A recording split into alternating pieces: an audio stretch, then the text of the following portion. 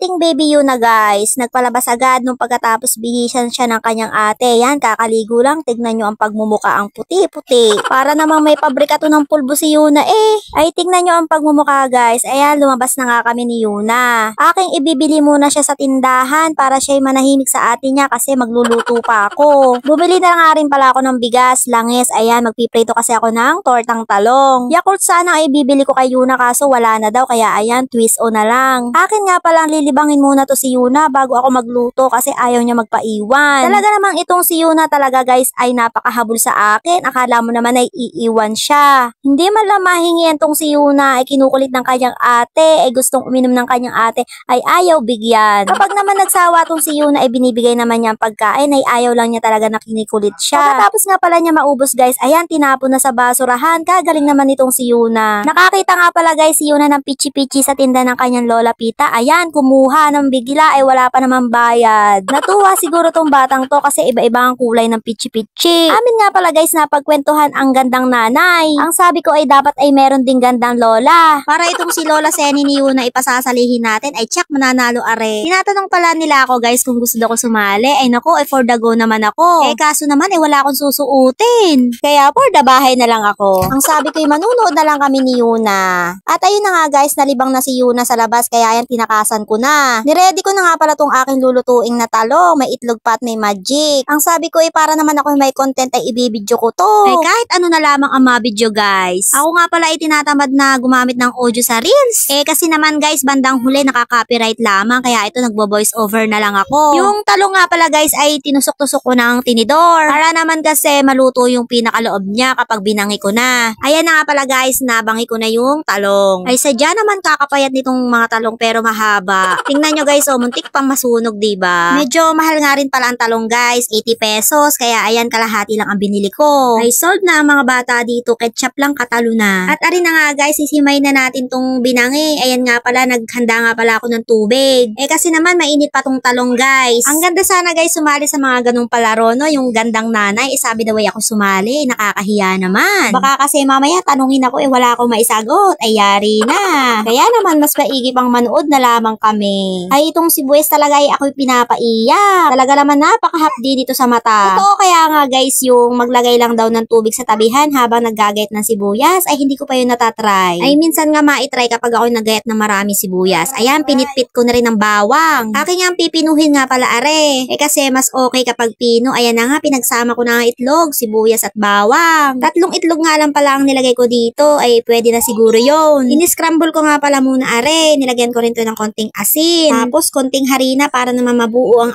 ating torta. So ayun, ito na nga guys. Ayan, hinimay ko nga pala muna tong talong bago ko ilagay dito. Ay baka kasi merong uor. Pagkatapos nga pala ay aking niluto na sa kawaling mainit. Ayan, tama nga lang pala ang aking pagkakabaliktad din eh. Ito na nga, may naluto na akong dalawa. Habang ako'y nagluluto ako'y patikim-tikim naman. Naalala ko nga pala ang aking inay kaya ayan, bibigyan natin siya. So ayun guys, thank you for watching. Sana ma-share nyo itong aking video.